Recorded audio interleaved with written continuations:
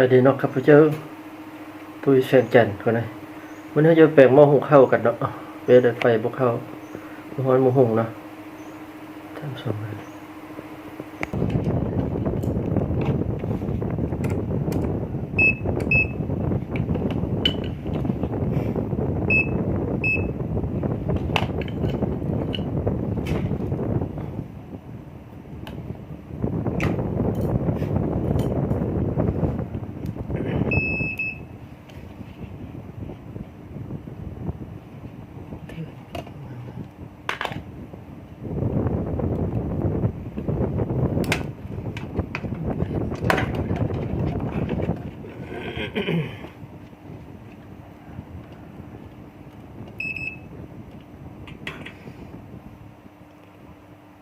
เห็นฟิวไหมอะไร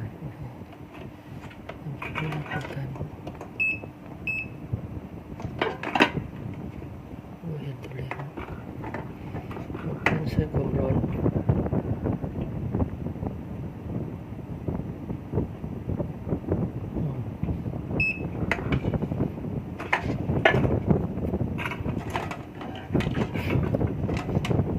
สับสนยกมือไปเลย121 โอห์มเนาะ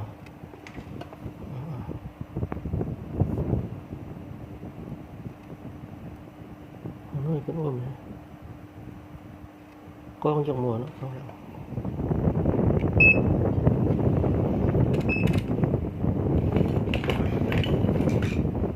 เล่นฟิวกันนะ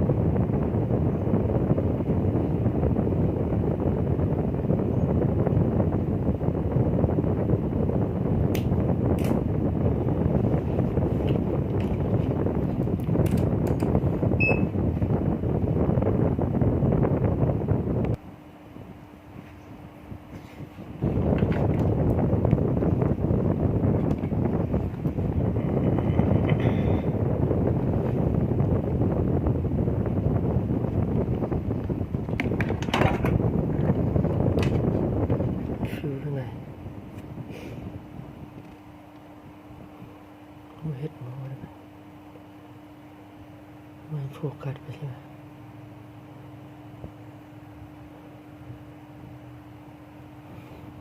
เขียน10 แอมป์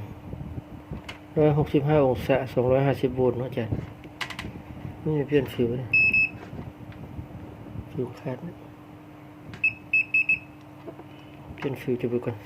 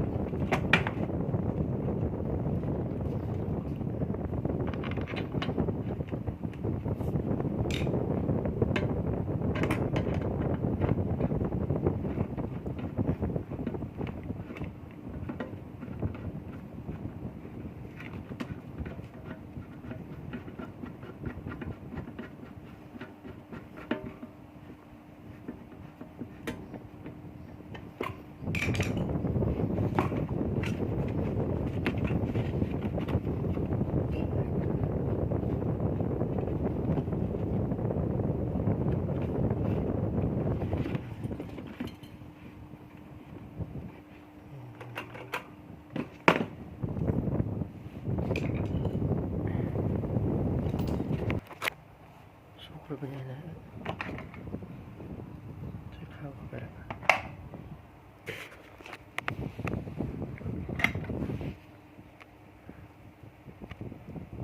เริ่มตัดก่อน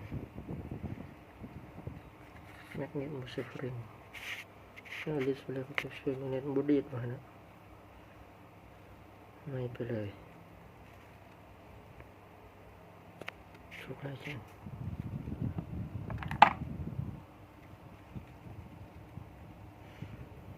ส่วนประกอบสตรีมมันก็โอเคแล้ว